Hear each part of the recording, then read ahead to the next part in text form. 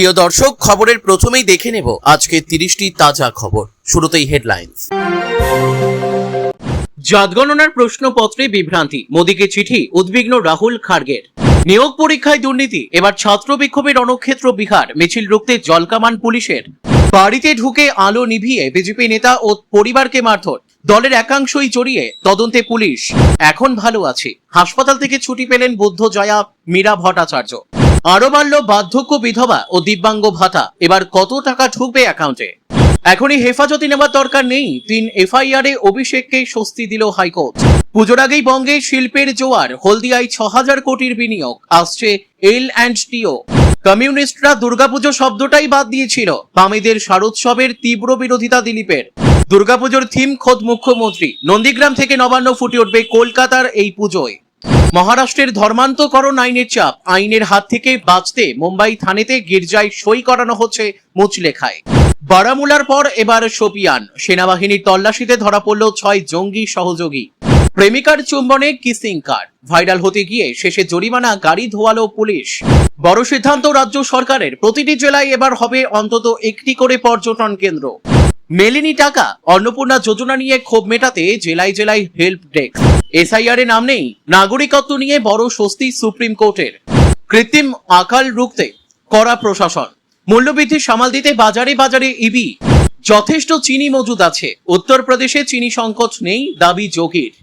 পশ্চিমবঙ্গ সরকারের বিশেষ STF থানা এবং আদালত বন্ধ নয়, কলকাতা হাইকোর্টের রায়কে নস্যাৎ করল সুপ্রিম কোর্ট। নাশকতার ছক বানচাল, পুলওয়ামাতে ভারতীয় সেনাদের হাতে গ্রেপ্তার 2 সন্দেহভাজন জঙ্গি। শিশুকে নিয়ে এবার মুখ্যমন্ত্রীর মুখোমুখি পার্ক স্ট্রিটে সেই দুধ গরম করা মহিলা, তাকে দলে নেওয়াতেই বিতর্কে ঈশা অধীর। কিন্তু কে এই ইনজামুল ইসলাম? হাওড়ার একের পর এক হোটেলে হানা, দমকল পুলিশের। কেন? পার্লামেন্ট দিয়ে শুরু করলাম, এবার বিধানসভায়। কল্যাণ বলছেন খেলা সবে শুরু। ডুমুরের ফুল, তৃণমূল পৌর প্রধানের সুটকেস থেকে যা বেরোলো, উল্ল গেরুয়া আবির, হলো বিজয় মিছিল, আবারও জোড়া পঞ্চায়েত দখল বিজেপির। প্রিয় দর্শক, এতক্ষণ শুনলেন সংবাদ শিরোনাম, এবার আসছি এক এক করে বিস্তারিত খবর নিয়ে। জাতগণনা তথ্য সংগ্রহের প্রস্তাবিত পদ্ধতি নিয়ে উদ্বেগ প্রকাশ করলেন কংগ্রেস সাংসদ রাহুল গান্ধী এবং কংগ্রেস সভাপতি মল্লিকার্জুন খাড়গে। প্রক্রিয়াটি পুনর্বিবেচনার দাবি জানিয়ে ইতিমধ্যেই তারা প্রধানমন্ত্রী নরেন্দ্র মোদীকে একটি চিঠি দিয়েছেন। তাদের অভিযোগ, জাতগণনার প্রশ্নপত্রগুলি বিভ্রান্তিকর, সেগুলির সুনির্দিষ্ট কোনো উত্তর হয় না। মঙ্গলবার মোদীকে লেখা চিঠিতে রাহুল এবং খাড়গে জাতগণনার তথ্য সংগ্রহের ক্ষেত্রে সরকারের ওপেন এন্ডেড প্রশ্ন ব্যবহারের সিদ্ধান্তের বিরোধিতা করেছেন। তারা জানিয়েছেন, সামাজিক ন্যায় বিচার সংক্রান্ত নীতি প্রণয়ন এবং বিভিন্ন সম্প্রদায়ের আর্থসামাজিক অবস্থা মূল্যায়নের জন্য নির্ভরযোগ্য পরিসংখ্যান অত্যন্ত জরুরি। তাদের যুক্তি, তথ্য সংগ্রহের ক্ষেত্রে সুনির্দিষ্ট কোনো উত্তর হয় না। এমন প্রশ্ন রাখা হলে গোটা প্রক্রিয়াটিতে বড় ধরনের অসামঞ্জস্য তৈরি হতে পারে। কারণ একই জাতি দেশের বিভিন্ন প্রান্তে ভিন্ন ভিন্ন নাম, উপজাতি বা বানানে পরিচিত হতে পারে। তারা সতর্ক করেছেন, যদি একই জাতির মানুষজন আদমশুমারির সময় ভিন্ন ভিন্ন নাম উল্লেখ করেন, তবে সংগৃহীত তথ্যে তাদের আলাদা সম্প্রদায় হিসেবে চিহ্নিত করা হতে পারে। এর ফলে দেশে লক্ষ লক্ষ জাতির উদ্ভব হতে পারে এবং গোটা প্রক্রিয়াটি অস্পষ্ট হয়ে উঠবে। রাহুল ও খাড়গে বলেন, এই ধরনের অসামঞ্জস্যের কারণে বিভিন্ন সম্প্রদায়ের জনসংখ্যার ভুল হিসাব পাওয়া যেতে পারে। এর ফলে শিক্ষা, কর্মসংস্থান, কল্যাণমূলক কর্মসূচি, উন্নয়ন পরিকল্পনা এবং সামাজিক ন্যায় বিচার সংক্রান্ত সরকারি নীতিমালার ক্ষেত্রে সুদূর প্রসারী নেতিবাচক প্রভাব পড়তে পারে। বিকল্প হিসেবে কংগ্রেস নেতাদের প্রস্তাব, উত্তরদাতাদের অবাধে জাতের নাম লেখার সুযোগ না দিয়ে সরকার যেন জাতের একটি নির্দিষ্ট তালিকা তৈরি করে। তারা একটি ড্রপ ডাউন অপশন রাখারও পরামর্শ দিয়েছেন, যেখান থেকে উত্তরদাতারা তাদের জাত নির্বাচন করতে পারবেন। তাদের দাবি, এর ফলে গোটা প্রক্রিয়াটি সুস্পষ্ট হবে। ঝাড়খণ্ডের পর বিহার, এবার সরকারি চাকরির পরীক্ষায় অনিয়মের অভিযোগ তুলে পথে চাকরি প্রার্থীরা। রাজ্যের 70তম পাবলিক সার্ভিস কমিশনের পরীক্ষা BPSC বাতিল করে নতুন করে পরীক্ষার দাবিতে মঙ্গলবার সকাল থেকেই বিক্ষোভ শুরু করেন তারা। পরিস্থিতি সামাল দিতে পদক্ষেপ করে পুলিশ। এদিন সকালে পাটনার গান্ধী ময়দানে জমায়েত হন হাজার হাজার চাকরি প্রার্থী। সেখান থেকে বিশাল মিছিল শুরু করেন তারা। তাদের হাতে ছিল প্ল্যাকার্ড। স্লোগান দিতে দিতে তারা মুখ্যমন্ত্রী সম্রাট চৌধুরীর বাসভবনের দিকে এগোলে পুলিশ তাদের বাধা দেয়। ব্যারিকেড লাগিয়ে মিছিলকে আটকানোর চেষ্টা করে পুলিশ, কিন্তু ব্যারিকেড ভেঙে মিছিল এগিয়ে যায়। এরপরে বিক্ষোভকারীদের সঙ্গে পুলিশের খণ্ডযুদ্ধ বাধে। মুহূর্তেই রণক্ষেত্রের চেহারা নেয় পাটনা। বিক্ষোভকারীদের ছত্রভঙ্গ করতে লাঠিচার্জ করে পুলিশ, পাশাপাশি ব্যবহার করা হয় জল কামানো। আটক করা হয়েছে বেশ কয়েকজন বিক্ষোভকারীকে। তবে এই বিক্ষোভ কেবল ৭০তম বিপিএসসি পরীক্ষা বাতিলের দাবির মধ্যেই সীমাবদ্ধ নয়। শিক্ষক নিয়োগের TRE 4 সহ বিভিন্ন সরকারি নিয়োগ পরীক্ষা নিয়ে পরীক্ষার্থীদের একাধিক দাবি রয়েছে। বিক্ষোভকারীদের বক্তব্য, নিয়োগ প্রক্রিয়ায় স্বচ্ছতা নিশ্চিত করতে হবে এবং পরীক্ষাগুলি নিয়ম মেনে ও সুষ্ঠুভাবে সম্পূর্ণ করতে হবে। গত কয়েকদিন ধরেই পাটনায় এই নিয়ে বিক্ষোভ চলছিল। সোমবার পরিস্থিতি আরো উত্তপ্ত হয়। মঙ্গলবার বিক্ষোভরত এক ছাত্রনেতা বলেন, আমরা মুখ্যমন্ত্রীর সঙ্গে দেখা করতে চাই, কারণ সরকার বারবারই আলোচনার টেবিলে কনিষ্ঠ কর্মকর্তাদের পাঠায়, কিন্তু তারপর বিষয়টি ধামাচাপা পড়ে যায়। যদি মুখ্যমন্ত্রী আমাদের সঙ্গে আলোচনায় বসেন এবং আনুষ্ঠানিক বিজ্ঞপ্তি জারি করা হয়, তাহলে আমরা আন্দোলন প্রত্যাহার করতেও প্রস্তুত। গোষ্ঠীদ্বন্দ্ব কমাতে শৃঙ্খলা মেনে কাজ করার বার্তা দিচ্ছেন নেতৃত্ব, কিন্তু রাজ্যের বিভিন্ন জায়গায় বিজেপির নিচু তলার গোষ্ঠী কোন্দলের খবর আসছে। সেই একই ঘটনা এবার দেখা গেল হুগলির তারকেশ্বরে। এলাকার বিজেপির নেতা ও তার পরিবারকে গভীর রাতে বাড়িতে ঢুকে মারধর করার অভিযোগ উঠল। রাতে বাড়িতে আলো নিভিয়ে তাণ্ডব চালানো হয়। বিজেপির অন্য গোষ্ঠী ওই হামলা চালিয়েছে বলে অভিযোগ। সোমবার রাতে ওই ঘটনা ঘটেছে আরামবাগ সাংগঠনিক জেলা সহ সভাপতি গণেশ চক্রবর্তীর বাড়ি চাপাডাঙ্গা কলেজ রোড স্কুলপাড়া এলাকায়। গণেশ চক্রবর্তীর স্ত্রী মিতা চক্রবর্তী, তিনি তারকেশ্বর 4 নম্বর মণ্ডলের সম্পাদক।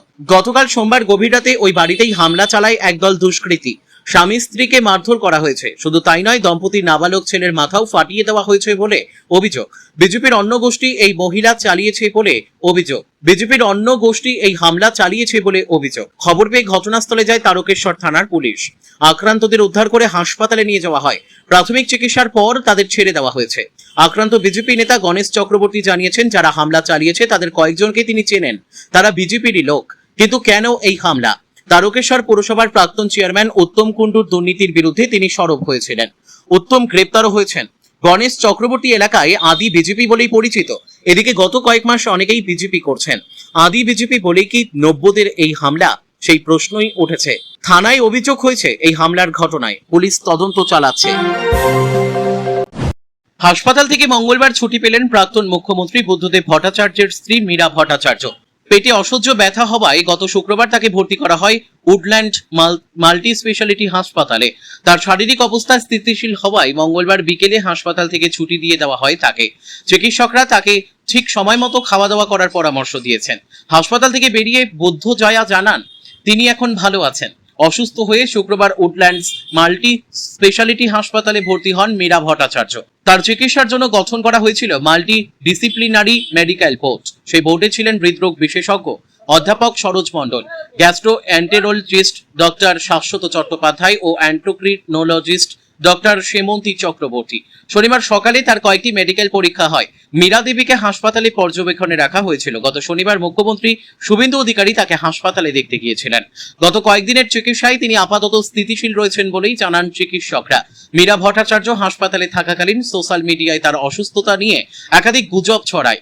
গোটা ঘটনায় অত্যন্ত বিরক্ত বুদ্ধদেব ও মীরার সন্তান সুচেতন ভট্টাচার্য। যারা অপপ্রচার করছেন তাদের বিরুদ্ধে আইনি পদক্ষেপের হুঁশিয়ারিও দেন তিনি। এই আবহে মঙ্গলবার বিকেলে মীরা ভট্টাচার্যকে হাসপাতাল থেকে ছুটি দেওয়া হলো। উল্লেখ্য, বছর 2 আগে বুদ্ধদেব ভট্টাচার্যের মৃত্যুর পর বালিগঞ্জের পাম অ্যাভিনিউ এর বাড়িতে একাই থাকতেন মীরা ভট্টাচার্য। তাদের একমাত্র সন্তান সুচেতন অনেকদিন ধরেই অন্যত্র থাকেন। সদ্যরুদ্ধ মীরা দেবী ইদানিং খানিকটা অসুস্থ। পারিবারিক সূত্রে খবর, বেশ কয়েকদিন ধরে তার খুব কাশি হচ্ছিল, সেই সঙ্গে শ্বাসকষ্ট ও পেটে ব্যথা। বৃহস্পতিবার বেশ অসুস্থ বোধ করেন। পরের দিনই উডল্যান্ডস হাসপাতালের সঙ্গে যোগাযোগ করে তাকে সেখানে নিয়ে যাওয়া হয়। চিকিৎসকরা ভর্তি করিয়ে নেন। মীরা দেবীর হৃদযন্ত্রে পেসমেকার বসানো। তার ব্যাটারি বদলের জন্য 3 বছর আগে তাকে একবার হাসপাতালে যেতে হয়েছিল। তারপর থেকে আর সেই পরিস্থিতি তৈরি হয়নি। সম্প্রতি রাজ্যে বিজেপি সরকার আসার পর প্রাক্তন মুখ্যমন্ত্রীর পরিবারকে বিশেষ নিরাপত্তা দেওয়া হয়েছে। এ নিয়ে মুখ্যমন্ত্রী শুভেন্দু অধিকারীর প্রশংসাও শোনা গিয়েছিল মীরা দেবীর মুখে।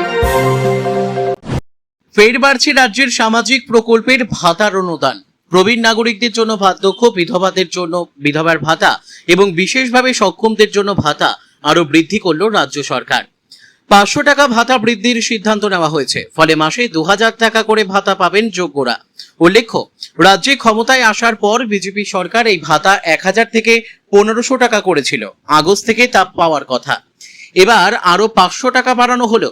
সোমবারই একথা জানিয়েছেন মুখ্যমন্ত্রী শুভেন্দু অধিকারী। রাজ্যে ক্ষমতায় আসার পর বিজেপির প্রতিশ্রুতি ছিল ভাতাগুলি বৃদ্ধি করা হবে। নতুন সরকার আসার পর বার্ধক্য, বিধবা, বিশেষভাবে সক্ষমদের জন্য ভাতা 1000 থেকে 1500 টাকা করা হয়। তারপরই আরো 500 টাকা বৃদ্ধি ঘোষণা করা হলো।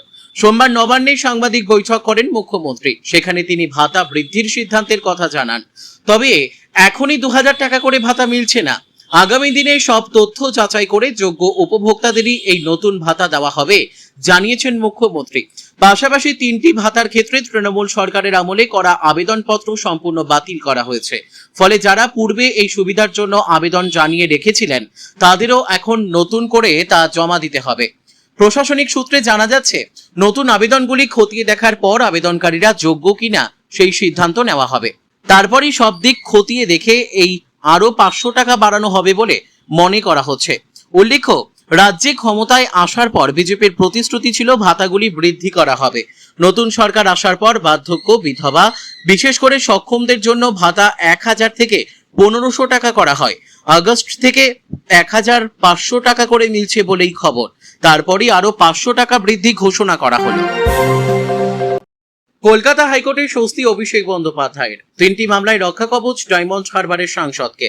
রাজ্যে পালাবদলের পর তার বিরুদ্ধে একাধিক অভিযোগ দায়ের হয়, যার মধ্যে ভবানীপুর থানা, দক্ষিণ 24 পরগনার কালীতলা এবং বিষ্ণুপুর থানায় অভিষেকের বিরুদ্ধে দায়ের হওয়া 3টি এফআইআর এ রক্ষা কবচ দিল হাইকোর্ট। বিচারপতি সৌগত ভট্টাচার্যের নির্দেশ, আগামী 30শে নভেম্বর পর্যন্ত অভিষেকের বিরুদ্ধে কড়া পদক্ষেপ করার কিংবা হেফাজতে নেওয়ার প্রয়োজন নেই, তবে তদন্তে তাকে সম্পূর্ণ সহযোগিতা করতে হবে। আগামী 23শে নভেম্বর ফের মামলার শুনানি। ওই দিন তদন্তের অগ্রগতির বিষয়ে বিস্তারিত জানিয়ে পুলিশকে রিপোর্ট দেওয়ার নির্দেশ হাইকোর্টের। আজ মঙ্গলবার বিচারপতি সৌগত ভট্টাচার্যের এজলাসে এই সংক্রান্ত মামলার শুনানি হয়। শুনানিতে বিচারপতি পর্যবেক্ষণে জানান, প্রত্যেকটি এফআইআর এর ক্ষেত্রে অভিষেক বন্দ্যোপাধ্যায়কে আদালতে আসতে হবে না। এক্ষেত্রে মামলার সংখ্যা বাড়বে। সেই কারণে 3টি এফআইআর এ রক্ষা কবচ বাড়ানো হয়েছে। এক্ষেত্রে আদালতের আরো নির্দেশ, অভিষেক বন্দ্যোপাধ্যায়কে তলব করার 48 ঘন্টা আগে নোটিশ দিতে হবে। তবে তদন্তে অসহযোগিতা করলে রাজ্য তা আদালতের নজরে আনতে পারবে। অন্যদিকে এদিন শুনানিতে অভিষেক বন্দ্যোপাধ্যায়ের ফের বিদেশ যাত্রা নিয়ে আপত্তি তোলে রাজ্য সরকার। যদিও সুপ্রিম কোর্ট তাকে বিদেশ যাওয়ার অনুমতি দিয়েছে, তবে এখনো পর্যন্ত রওনা হতে পারেননি। বিভিন্ন কারণে তা সম্ভব হয়নি। এমত অবস্থায় রাজ্য সরকার নতুন করে আপত্তি জানালেও বিচারপতি সৌগত ভট্টাচার্য সেই আবেদনে হস্তক্ষেপ করতে রাজি হননি। হাইকোর্ট জানিয়ে দেয়, সুপ্রিম কোর্ট যেসব শর্তাবলী দিয়েছিল সেগুলোই কার্যকর থাকবে। বলে রাখা প্রয়োজন, 26-এর নির্বাচনের পর অভিষেকের বিরুদ্ধে রাজ্য জুড়ে 16টি মামলা দায়ের হয়। জমি দুর্নীতি থেকে সেবাশ্রয়, বেনিয়ম সহ একাধিক অভিযোগ রয়েছে। সমস্ত মামলায় রক্ষা কবচ চেয়ে কলকাতা হাইকোর্টের দ্বারস্থ হন অভিষেক বন্দ্যোপাধ্যায়। 15 বছরের শিল্প খরা কাটিয়ে বাংলায় শিল্প আসবে, আর সেই লক্ষ্যেই এগোচ্ছে রাজ্যের বিজেপি সরকার। গত কয়েক মাসে বঙ্গে একাধিক সংস্থার শিলান্যাস করেছেন মুখ্যমন্ত্রী শুভেন্দু অধিকারী। এরই মধ্যে আরো একগুচ্ছ নতুন ঘোষণা করলেন তিনি। সেই তালিকায় যেমন রয়েছে লারসেন অ্যান্ড ট্রুবো, তেমনই রয়েছে হলদিয়া পেট্রোকেমিক্যালসের নতুন একটি প্ল্যান্ট। এজন্য প্রায় 6000 কোটি টাকার বিনিয়োগ হবে বলে জানিয়েছেন মুখ্যমন্ত্রী শুভেন্দু অধিকারী। পাশাপাশি নিউটাউনে 2000 শয্যার একটি হাসপাতাল গড়তে চলেছে আদানি গোষ্ঠী। সেই প্রস্তাবেও রাজ্য সরকার সম্মতি দিয়েছে বলে জানান মুখ্যমন্ত্রী। এই হাসপাতাল হবে প্রায় 20,000 শয্যার, যার মধ্যে 1000 শয্যা আর্থিকভাবে দুর্বল ও দরিদ্র মানুষের জন্য বিনামূল্যে রাখা হবে। বাকি 1000 শয্যা বাণিজ্যিক পরিষেবার জন্য ব্যবহৃত হবে। সোমবার একাধিক ইস্যুকে সামনে রেখে নবান্নে সাংবাদিকদের মুখোমুখি হন শুভেন্দু অধিকারী। সেখানে মুখ্যমন্ত্রী বলেন, আগামী 27 তারিখ সিলিকন ভ্যালিতে লারসেন অ্যান্ড ট্রুবো একটি প্রকল্পের উদ্বোধন হবে। এমনকি আগামী দুর্গাপুজোর সময় আরও একটি বড় শিল্প প্রকল্পের উদ্বোধনের পরিকল্পনা রয়েছে হলদিয়ায়। শুভেন্দু অধিকারীর কথা অনুযায়ী হলদিয়া পেট্রোকেমিক্যালসের নতুন একটি প্ল্যান্টের উদ্বোধন আগামী 14 অক্টোবর হতে পারে। ইতিমধ্যে সংস্থার অন্যতম কর্তা শিল্পপতি পূর্ণেন্দু চট্টোপাধ্যায়ের সঙ্গে তার কথা হয়েছে বলেও জানান মুখ্যমন্ত্রী। তিনি বলেন, পুজোর মরশুমের আগেই রাজ্যের শিল্পক্ষেত্রে এই দুটি উদ্বোধন গুরুত্বপূর্ণ বার্তা দেবে। শুধু তাই নয়, এক্ষেত্রে বাংলায় বিপুল কর্মসংস্থানের সুযোগ তৈরি হবে বলে আশা সরকারের। পাশাপাশি নিউটাউনের আদানিকে হাসপাতাল তৈরির ক্ষেত্রে সরকার ছাড়পত্র দিয়ে দিয়েছে বলেও সোমবার জানান মুখ্যমন্ত্রী। তিনি বলেন, আদানি গোষ্ঠীর তরফে করণ আদানি তার সঙ্গে সাক্ষাৎ করেন, হাসপাতাল তৈরি নিয়ে আলোচনা করেছেন। সরকারের পক্ষ থেকে লিখিত সম্মতিও দেওয়া হয়েছে। মুখ্যমন্ত্রীর কথায় প্রকল্প নিয়ে প্রতিশ্রুতি দিয়েছেন গৌতম আদানি। দ্রুত কাজ শুরু করতে আগ্রহী সংস্থা। এই হাসপাতাল তৈরির ক্ষেত্রে 100% বিনিয়োগ আদানি গোষ্ঠী করবে বলেও জানিয়েছেন মুখ্যমন্ত্রী। এই হাসপাতাল হবে প্রায় 2000 শয্যার। যার মধ্যে 1000 শয্যা আর্থিকভাবে দুর্বল ও দরিদ্র মানুষের জন্য বিনামূল্যে রাখা হবে। বাকি 1000 শয্যা বাণিজ্যিক পরিষেবার জন্য ব্যবহৃত হবে। সমস্ত অত্যাধুনিক পরিষেবা এই হাসপাতালে থাকবে বলেও জানিয়েছেন মুখ্যমন্ত্রী। দুর্গাপুজোর সঙ্গে যতটা শাস্ত্র আর রাজনীতির যোগ ততটাই যুক্ত উৎসব। বলাই হয় দুর্গাপুজো বাঙালির প্রাণের উৎসব। দুর্গা আরাধনার সঙ্গে ওতপ্রোতভাবে যুক্ত নতুন বস্ত্র, খাওয়া দাওয়া, হই হুল্লোড়। আর এখানেই সনাতনীরা প্রশ্ন তোলেন, এই আনন্দের মাঝে আসল বিধি সম্পূর্ণ হচ্ছে তো? পুজোর নামে কেবলই আনন্দে গা ভাসিয়ে দেওয়া হচ্ছে না তো? এবার আবার রাজ্যে বিজেপি সরকার। হিন্দু ধর্মের প্রতি শ্রদ্ধা, আচার পালনে একনিষ্ঠ তারা। ফলে এবারের দুর্গাপুজো বেশ কিছুটা অন্যরকম হবে বলে মত শাস্ত্রজ্ঞদের একাংশের। সেই সম্ভাবনাই আরো উস্কে দিলেন রাজ্যের পঞ্চায়েত ও গ্রামোন্নয়ন মন্ত্রী দিলীপ ঘোষ। এ প্রসঙ্গে তিনি পূর্বতন বাম সরকারকে একহাত নিয়ে অভিযোগ তুললেন, কমিউনিস্টরাই দুর্গাপুজো তুলে শারদোৎসব করেছিল, দুর্গা নামই বাদ দিয়েছিল। দিলীপ ঘোষ বামেদের আক্রমণ করে বলেন, আড়ম্বরে আপত্তি নেই, কিন্তু সেসব করতে গিয়ে পুজোটাই প্রায় হারিয়ে যেতে বসেছিল। কমিউনিস্টরাই দুর্গাপুজো বলতো না, দুর্গা নামই বাদ দিয়ে তারা বলতো শারদোৎসব। পুজো মানত না, অথচ পুজো কমিটিগুলোর মাথায় থাকা চাই। থিম পুজোর নামে পুজোর আসল উদ্দেশ্য আর সিদ্ধ হতো না। সোমবার মুখ্যমন্ত্রী শুভেন্দু অধিকারী ঘোষণা করেছিলেন সেপ্টেম্বর মাসে পুজো কমিটিগুলির সঙ্গে বৈঠক বসবেন। ঠিক হবে দুর্গাপুজোর রূপরেখা। এবছর অষ্টমীর অঞ্জলি দিতে কলকাতায় আসতে পারেন প্রধানমন্ত্রী নরেন্দ্র মোদী। তাই সনাতন রীতিনীতি মেনে পুজোয় জোর দিচ্ছে বঙ্গ বিজেপি। তবে এবার আচার সর্বস্ব পুজো হবে, জৌলুস বা আড়ম্বর থাকবে না। এই নিয়ে মঙ্গলবার দিলীপ ঘোষকে প্রশ্ন করা হলে তিনি বামেদের আক্রমণ করে বলেন, আড়ম্বরে আপত্তি নেই, কিন্তু সেসব করতে গিয়ে পুজোটাই প্রায় হারিয়ে যেতে বসেছিল। কমিউনিস্টরাই দুর্গাপুজো বলতো না, দুর্গা নামই বাদ দিয়ে তারা বলতো শারদ উৎসব। পুজো মানত না, অথচ পুজো কমিটিগুলোর মাথায় থাকা চাই। কিন্তু পুজোর নামে পুজোর আসল উদ্দেশ্য আর সিদ্ধ হতো না। তাই পুজো নিয়ে দিলীপের সাফ কথা, বিয়েতেও অনেকে আড়ম্বর করে, অনেক লোকজন খাওয়ায়, কিন্তু বিয়ের যে পবিত্র মন্ত্র তা তো উচ্চারণ করতে হয়। তেমনি পুজোতেও রীতিনীতি মেনে পণ্ডিতদের বিধি মেনে চলার প্রয়োজন থাকে, না হলে পুজোটা আর পুজো থাকে না। দুর্গাপুজোর নিয়মকানুন জানার জন্য কত ক্লাস প্রশিক্ষণ হয়, এই শহরেও হয়। আমার মতে পুজো করতে হলে নিয়ম মেনে করবেন, নয়তো সবই স্রেফ হই হুল্লোড়। উল্লেখ্য, এর আগেও পুজোর 4 দিন বামেদের বুক স্টল নিয়ে বিজেপির তারকা বিধায়ক রুদ্রনীল ঘোষের কটাক্ষ ছিল। 34 বছর ধরে প্যান্ডেলের সামনে লাল শালু বেঁধে আপনারা নাস্তিকতার বই বিক্রি করেছেন, এইসব আর চলবে না। এবার দিলীপের অভিযোগ, বাম তথা কমিউনিস্টরা দুর্গাপুজোর অর্থই বদলে দিয়েছেন। হাফ সেঞ্চুরির দিনগুলো পেরোলেই দুর্গাপুজোর ভরা মরশুম। মাত্র 52 দিন পর শুরু এবছরের শারদোৎসব। তার আগে প্রস্তুতি তুঙ্গে ছোট বড় সব পুজো মণ্ডপে। কেউ সবে পরিকল্পনা শেষ করেছেন, কেউ আবার খানিকটা এগিয়ে কাজে হাত লাগিয়েছেন। প্রতি বছর কলকাতার পুজোগুলিতে নানা চমক থাকে। আয়োজন ছোট হলেও কোনো কোনো উদ্যোক্তা মণ্ডপ সজ্জা বা থিমে এমন অভিনবত্বের ছোঁয়া দিয়ে থাকেন যা দর্শকদের মুগ্ধ করে দেয়। শুধু তাই নয়, অনেক বিগ বাজেটের পুজোতেও তারা পেছনে ফেলে। এবারও এমনই এক অনামী পুজো বিশাল চমক দিতে চলেছে। তাদের থিম এবার খোদ মুখ্যমন্ত্রী। নন্দীগ্রাম থেকে নবান্ন। শুভেন্দু অধিকারীর দীর্ঘ রাজনৈতিক জীবনের সবচেয়ে বড় সাফল্যের কাহিনী থাকবে এই পুজোর প্রতিটি কোণে কোণে। পুজোর উদ্যোক্তা তথা অখিল ভারত হিন্দু মহাসভার রাজ্য সভাপতি চন্দ্রচূড় গোস্বামীর বক্তব্য, আমাদের পুজোর মূল থিম এবার নন্দীগ্রাম থেকে নবান্ন, বুবাইয়ের জয়যাত্রা। আপনারা জানেন আমাদের প্রিয় মুখ্যমন্ত্রীর ডাকনাম বুবাই। তার দীর্ঘ রাজনৈতিক জীবন, সংগ্রাম, সাফল্য সবকিছু থাকবে আমাদের এবারের পুজোয়। মণ্ডপে থাকবে তাকে নিয়ে আঁকা পটচিত্র, ফ্লেক্স, ব্যানার। এছাড়া তার ক্ষুদ্রতম একটা মূর্তি তৈরি করব আমরা। মুগডাল বা অন্য কিছুর ওপর তৈরি হবে। নন্দীগ্রাম থেকে নবান্ন, বুবাইয়ের জয়যাত্রা, এই থিমে সেজে উঠছে রুবি মোড়ের একটি দুর্গাপুজো। জাঁকজমক নয়, বরং সনাতন রীতিনীতি মেনে অখিল ভারত হিন্দু মহাসভার তরফে প্রতি বছর এখানে পুজো হয়। এবার অবশ্য আলাদা ব্যাপার, প্রথমবার রাজ্যের ক্ষমতায় এসেছে বিজেপি। মুখ্যমন্ত্রী হয়েছেন নন্দীগ্রামের সেই দামাল ছেলে শুভেন্দু অধিকারী, এলাকাবাসীর প্রিয় বুবাই। তার রাজনৈতিক কেরিয়ারে এমন সোনার সময়কে ধরে রাখতে এবার হিন্দু মহাসভার দুর্গাপুজোর থিম তিনি। রুবি মোড়ের এই দুর্গাপুজো মণ্ডপ সেজে উঠবে শুভেন্দুকে নিয়ে আঁকা পটচিত্র, ফ্লেক্স, ব্যানারে। সবচেয়ে বড় চমক, মুখ্যমন্ত্রীর ক্ষুদ্রতম মূর্তি থাকবে এখানে। পুজোর উদ্যোক্তা তথা অখিল ভারত হিন্দু মহাসভার রাজ্য সভাপতি চন্দ্রচূড় গোস্বামীর বক্তব্য, আমাদের পুজোর মূল থিম এবার নন্দীগ্রাম থেকে নবান্ন, বুবাইয়ের জয়যাত্রা। আপনারা জানেন আমাদের প্রিয় মুখ্যমন্ত্রীর ডাকনাম বুবাই। তার দীর্ঘ রাজনৈতিক জীবন, সংগ্রাম, সাফল্য সবকিছু থাকবে আমাদের এবারের পুজোয়। মণ্ডপে থাকবে তাকে নিয়ে আঁকা পটচিত্র, ফ্লেক্স, ব্যানার। এছাড়া তার ক্ষুদ্রতম একটা মূর্তি তৈরি করব আমরা। মুগডাল বা অন্য কিছুর ওপর তৈরি হবে, সেটা সাজানো থাকবে মণ্ডপে। আমরা মুখ্যমন্ত্রীকে নিয়ে অখিল ভারত হিন্দু মহাসভার তরফে একটা তথ্যচিত্র বানাবো, সেটা মণ্ডপে সারাক্ষণ চলবে। সব মিলিয়ে আমাদের পুজো ঘিরে এবার থাকবেন শুধু মুখ্যমন্ত্রী। প্রতিমা সজ্জায় আলাদা কিছু থাকে না এই পুজোয়। সাবেকি দুর্গা মূর্তিতে পুজো হয় হিন্দু মহাসভায়, এবারও তাই হবে। চন্দ্রচূড় গোস্বামীর বক্তব্য, হিন্দু মহাসভার ঘাট থেকে মাটি তুলে দুর্গা মূর্তি তৈরি হবে, সুতরাং অপেক্ষা আর 52 দিনের। তারপরই কলকাতাবাসী চাক্ষুষ করবেন দুর্গাপুজো জুড়ে মুখ্যমন্ত্রীর নীরব উপস্থিতি।